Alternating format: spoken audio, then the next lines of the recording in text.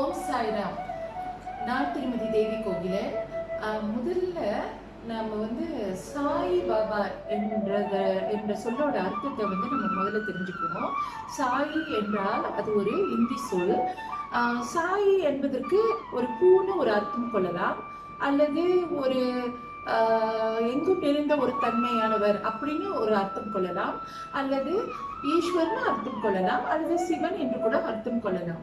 பாபா அப்படின்னா என்ன அர்த்தம்? பாபா என்றால் நமது தந்தை அல்லது அப்பா அப்படி பொருள் கொள்ளலாம். அப்படி இல்லை என்றால் ஒரு தாத்தா என்று கூட நம்ம பொருள் கொள்ளலாம். ஸோ இன்று உங்களுக்கு சாய் பாபா என்பதன் அர்த்தம் தெரிஞ்சிருக்கும். ஸோ ஃபர்ஸ்ட் நான் இன்னைக்கு எப்படி முதல்ல நான் பாபாவை பார்த்தேன்ற ஒரு கதையை சொல்லி ஆரம்பிக்கிறேன். நான் சின்ன வயது ஒரு டீனேஜ் வயசு இருக்கும்போது ஒரு சினிமா திரைப்படத்தில் ஒரு சினிமா பாடல் காட்சி, அது ஒரு சாமி படம்னு நான் நினைக்கிறேன். அந்த பாடல் காட்சியில ஒரு சிறுவனை ஒரு வயதானவர் காப்பாற்றுற மாதிரி ஒரு சீன் இருக்கும். அப்ப அந்த வயதானவரா நமக்கு ஷிரடி சாய்பாபா அங்க அந்த பையனை காப்பாற்றுவாரு. அப்ப எனக்கு ஷிரடி சாய்பாபா என்பவர் யார் என்று ஒன்றுமே தெரியாது. என் குடும்பத்தில் உள்ளவர்கள், ஏன்னா அந்த காலகட்டத்துல இன்ஃபர்மேஷன் கிடைக்கிறது ரொம்ப குறைவான ஒன்று. அந்த மாதிரி காலகட்டத்துல ஒரு 20 வருஷம் 25 வருஷத்துக்கு முன்பு அப்போ நம்மளுக்கு நம்ம குடும்பத்திலேயோ இல்லை நண்பர்களுக்கோ அல்லது உற்றார் உறவினருக்கோ ஷிரடி சாய்பாபா யார் என்று தெரியாது. அந்த மாதிரி ஒரு சூழ்நிலையான காலகட்டம். அந்த காலகட்டத்தில் அந்த சினிமா பாடல்ல முதலாக ஷிரடி சாய்பாபாவை நான் பார்த்தேன். அப்படி நான் பார்க்கும்போது எனக்குள்ள ஒரு இனம் புரியாத சந்தோஷம். அவரை ஏதோ ரொம்ப நாள் பார்த்து பழகினோம், ரொம்ப ரொம்ப பிடித்தமான ஒரு மனிதர் போல ஒரு எனக்கு என்ன சொல்றது இல்லை, அந்த அளவுக்கான ஒரு சந்தோஷம் பரவச நிலை எனக்கு இருந்துச்சு. ஆனா அதுக்கு பிறகு அது அப்படியே முடிஞ்சிருச்சு. ஏன்னா யாருன்னு தெரியல இல்லையா, ஜஸ்ட் படத்துல தானே வந்துட்டு போனாங்க. அதுக்கு பிறகு எனக்கு திருமணம்லாம் முடிஞ்சு ஒரு 30 வயசு கிட்ட இருக்கும் பொழுது சாய்பாபானா கொஞ்சம் தெரிய வந்துச்சு. அப்போ தைப்பூசம் வந்தது. சுகைப்பட்டணியில தைப்பூச திருவிழா நடந்து கொண்டு இருந்தது. அப்ப நான் ஒரு புத்தக குழுவா இருக்கிறதுனால நிறைய புத்தகங்கள் வாங்கி படித்து கொண்டே இருப்பேன். அப்ப ஒரு சின்ன புத்தகம் ஷிரடி சாய்பாபாவை பற்றி நான் ஒரு சின்ன புத்தகம் வாங்கி அந்த புத்தகத்தை சட்டுன்னு படிச்சு முடிச்சிட்டேன். அப்ப நான் என்னோட ஃப்ரெண்ட்ஸ் கிட்ட சில பேர்கிட்ட கேட்டேன், ஷிரடின்ற ஊர் எங்க இருக்கு, அந்த இடத்துக்கு போனா ரொம்ப நல்லது நடக்குமாமே, ஸோ யாருக்காச்சும் தெரியுமான்னு என்னோட நண்பர்கள் கிட்ட எல்லாம் கேட்கும்போது யாருக்குமே சரியான தகவல் தெரியலையே அப்படின்ற ஒரு இதுதான் வந்துச்சு. ஆனா அந்த புத்தகத்துல படிச்ச செய்திகள், ஷிரடின்ற இடத்த மிதிச்சா நடக்கக்கூடிய நன்மைகள், இதெல்லாம் பார்த்து ரொம்ப ஆசையாயிருச்சு. அந்த வருடம் தைப்பூசம் ஒரு ஜனவரியில வந்துச்சுன்னு வச்சுக்கோங்க, ஜனவரி தான் இருக்கணும். அப்ப நான் ஒரு அதுக்கு அடுத்த மாதம் நான் ஒரு கார்ஸ்ல போய் கலந்துக்கிட்டேன். ஒரு ஸ்பீச் கேட்க போயிருந்தோம். அந்த ஸ்பீச் போய் கேட்கும்போது அந்த ஸ்பீச்ல என்ன சொன்னாங்கன்னா, நாங்க ஷிரடிக்கு பயணம் போறோம், யார் யார் இந்த சுற்றுலால கலந்துக்கிறீங்களோ உங்க பேரெல்லாம் கொடுங்க, ஏப்ரல்ல நாங்க போறோம் அப்படின்னு சொன்னாங்க. எனக்கு ரொம்ப சந்தோஷம். எனக்கு கும்பிட போன தெய்வம் குறுக்க வந்த மாதிரி நான் எதை தேடி கொண்டு போய்கிட்டு இருக்கணும், அந்த வாய்ப்பு எனக்கு வந்துருச்சு. அப்ப நான் என்ன நினைச்சேன், என்னன்னா சரி எப்படியாச்சும் போயிடணும், அந்த ஷிரடின்ற ஊரை போய் பார்த்துட்டு வந்துடணும் அப்படின்னு ஒரு முடிவு எடுத்துட்டு வேலைக்கு லீவெல்லாம் போட்டுட்டு நானும் என் கணவரும் ஷிரடிக்கு அந்த குரூப் கூட கிளம்பிட்டு ஒரு 7 நாள் பயணம்னு நினைக்கிறேன். நாங்கள் ஷிரடிக்கு போனோம். ஷிரடியோட பாபாவை பற்றி ஜஸ்ட் அந்த புத்தகத்தில் படித்தேன். அப்புறம் கொஞ்சம் கேள்விப்பட்டது இருந்துச்சு. போயிட்டு ஷிரடியில் கால் அடி வச்ச பிறகு எனக்கு என்ன தோணுச்சுன்னா, எப்படி இந்த மண் இவ்வளவு வித்தியாசமாக இருக்குது அப்படின்னு. ஏன்னா நான் சொன்ன மாதிரி அப்போ எனக்கு ஒரு 30 வயசு வச்சுக்கோமே. அப்போ 30 வருட காலகட்டத்தில் நான் வாழ்ந்துருந்திருக்கேன். ஆனால் அப்படி ஒரு உணர்வு எங்கேயுமே எனக்கு நான் மலேசியா தவிர எந்த ஊருக்கும் போனதில்லை. அப்போ இந்தியா போயிருக்கிறேன், ஷிரடி போயிருக்கிறேன். அப்போ அந்த உணர்வை விவரிக்கவே முடியாது. அந்த அளவுக்கு ஒரு பரவசமான ஒரு உணர்வு. அப்படியே மைண்ட்லாம் ரொம்ப அமைதி, ரொம்ப அதிகபட்சம் ஒரு எம்ப்டினஸ் சொல்லுவாங்க இல்லையா, ஒண்ணுமே இல்லை, கெட்டது இல்லை, சூடு வாங்கு எதுவும் கெட்டதே இல்லை. அவ்வளவு ஒரு பேரானந்தம், ஒரு பேரமைதிக்கு போயிடுச்சு.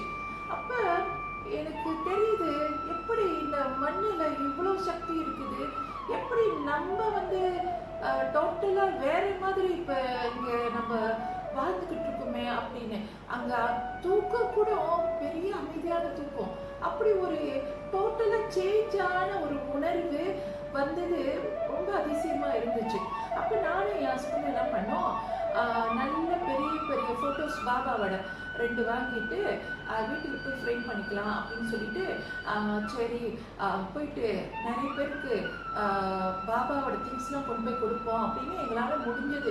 புத்தகங்கள், பாபாவோட சின்ன சின்ன மூர்த்திகள் ஏதோ வாங்கிக்கிட்டு போயிட்டு நாங்கள் மலேசியாவில் கொடுக்கணும், நம்ம பரப்பணும், பாபாவோட மகிமையை சொல்லணும் அப்படின்னு சொல்லிட்டு. ஆக்சுவலி எங்களுக்கு அப்போ ஃபைனான்ஷியல் ப்ராப்ளமெல்லாம் இருந்துச்சு. ஆனால் நாங்கள் கடன் வாங்கி தான் போயிருந்தோம். பாபா ஆக்சுவலி என்ன சொல்லுவாங்கன்னா, கடன் வாங்கிட்டு எந்த ஒரு யாத்திரைக்கும் போகாதீங்க அப்படின்னு சொல்லுவாங்க. ஆனால் அதெல்லாம் எப்படி சாத்தியமாகும், கடன் வாங்கி தான் போகிற சூழ்நிலையாக இருந்துச்சு. ஏன்னா பாபாவுக்கு எல்லாமே தெரியும். ஸோ நாங்கள் வந்து அந்த மாதிரி சூழ்நிலையிலும் நானும் என் கணவர் என்ன நினச்சோன்னா, நம்ம வாங்கிட்டு போய் எல்லாத்துக்கும் கொடுப்போம் அப்படின்னு சொல்லி சில பொருட்களை வாங்கிக்கிட்டு வந்தோம். அப்போ என்ன நடந்துச்சுன்னா, நாங்கள் வந்து குருஸ்தான்னு சொல்கிற பாபாவோட குரு சமாதிக்கு நான் வணங்குறதுக்கு போயிருந்தேன். அது ஒரு வேப்பிலை மரத்துக்கு கீழே இருக்கும். பாபாவோட கதைகள் கேட்டாலே வேப்பிலை மரம் மிக சிறப்பானதாக இருக்கும் இல்லையா. ஸோ அந்த வேப்பிலை மரத்துக்கு கீழே இந்த குரு சமாதி இருக்குது. அங்கே போய் நான் தலை வணங்கி, அப்போல்லாம் நம்ம வந்து அங்கேயே போய் தலை வணங்கி அங்கே நம்ம வீழ்ந்து வணங்கலாம். ஆனால் இப்பொழுது பார்த்தீங்கன்னா அதெல்லாம் ஒரு கவர் பண்ணி வேலி போட்டு நம்ம வந்து அவ்வளவோ நெருக்கமாக போக முடியாத அளவுக்கு செஞ்சுருப்பாங்க பாதுகாப்பு நோக்கத்தில். ஸோ அந்த டைமில் வந்து அது ஓப்பனாக இருக்கும். அப்போ நான் போய் வணங்கும்போது ஒரு மிகப்பெரிய காந்த சக்தி என்னுடைய நெற்றி கண்ணுக்குள்ளே போகிற ஒரு பெரிய சந்தோஷமான அனுபவத்தை நான் உணர்ந்தேன். அப்போ எனக்கு ரொம்ப ஆச்சரியமாக இருந்துச்சு. இவ்வளோ நாள் சாமி கும்பிட்டுருக்கோம், தெய்வங்கள் நிறைய உதவி செஞ்சுருக்காங்க, ஆனால் இப்படி ஒரு உடனடியான ஒரு அதிசயங்களை பாபா நிகழ்த்திக்கிட்டு இருக்காரு அப்படின்னு சொல்லி சரியான சந்தோஷம். உண்மையிலே நான் ஒரு பெரிய பாக்கியசாலின்ற மாதிரி உணர்ந்தேன். என் கணவரும் அதை உணர்ந்தாரு. 2 பேருமே ரொம்ப அமைதியான தன்மையா, ரொம்ப வித்தியாசமா, எங்களுக்கு நாங்களே புதுமையானவங்களா நாங்கள் வந்து காணப்பட்டோம்னு சொல்லலாம். அப்புறம் அதுக்கு அடுத்து என்ன நினச்சோன்னா, மகாராஷ்டிரா வந்து ஷிரடி வந்து மகாராஷ்டிராவில் இருக்குது. அந்த மகாராஷ்டிராவில் 2 ஜோதிலிங்கம் இருக்கும். ஒன்று திரையம்பகேஸ்வர், இன்னொரு ஜோதிலிங்கம் வந்து கிருணேஸ்வர். அப்போ அந்த ஃபர்ஸ்ட் ட்ரிப்பில் திரையம்பகேஸ்வர் போகிற பெரும்பாக்கியம் எங்களுக்கு கிடைத்தது. ஓகே. அப்போ அந்த ஷிரடியில் ஒரு 1.5 நாள் இல்லை 2 நாள் கிட்ட தான் இருக்க முடிஞ்சது. ஏன்னா டூர்னு நம்ம எடுக்கும்போது அவங்க ஒரு டென்டேட்டிவ் போட்டு வச்சுருப்பாங்க, அதை ஃபாலோ பண்ணி நம்ம போகணும். ஸோ நம்ம இஷ்டத்துக்குலாம் நிறைய நாள் தங்க முடியாது. ஸோ ரொம்ப ஏக்கமாக இருந்துச்சு, ஐயோ இவ்வளோ சீக்கிரமாக இந்த ஷிரடியை விட்டு போகிறோமே அப்படின்னு. பெரிய குறை, கொஞ்சம் கூட திருப்தியே இல்லை, அந்த மாதிரி மனநிலை. ஐயோ இன்னும் இருக்கணும், இங்கேயே இருந்துடணும் அப்படின்ட்டு ஒரு சந்தோஷமான மனநிலையில இருந்துக்கிட்டு இருக்கோம். அப்புறம் இந்த ஷிரடியை விட்டு போகும்பொழுது போய் நாங்கள் நாசிக் போகிறோம். நாசிக் போயிட்டு இந்த ஜோதிலிங்கம் திரையம்பகேஸ்வரை பார்க்க வரிசையில் நின்றுக்கிட்டு இருந்தோம். அங்கே எல்லாம் பார்த்தோம்னா கோயிலில் கூட்டம் நிரம்பி வழியும். நிறைய பேர் கோயிலில் வந்து வரிசையாக நின்று சாமி கும்பிட்டு இருப்பாங்க. அப்போ நான் ஹஸ்பண்ட் கிட்ட சொல்லிக்கிட்டு இருக்கேன், எங்கே பார்த்தாலும் கூட்டமாக வந்து இவ்வளோ பக்தியாக சாமி கும்பிட்டுக்கிட்டே இருக்காங்க, அதுவும் கால் வலிக்கிற அளவுக்கு நிற்கிறாங்களே, இவ்வளோ பெரிய கூட்டமாக இருக்குதேன்னு நினச்சி ஒரு மாதிரி ஒரு ஏன் இப்படி இவ்வளோ கூட்டம் அப்படின்ற மாதிரி ஒரு கேள்வியெல்லாம் கேட்டுக்கிட்டே நானும் என் ஹஸ்பண்டும் பேசிக்கிட்டே வந்துக்கிட்டு இருந்தோம்.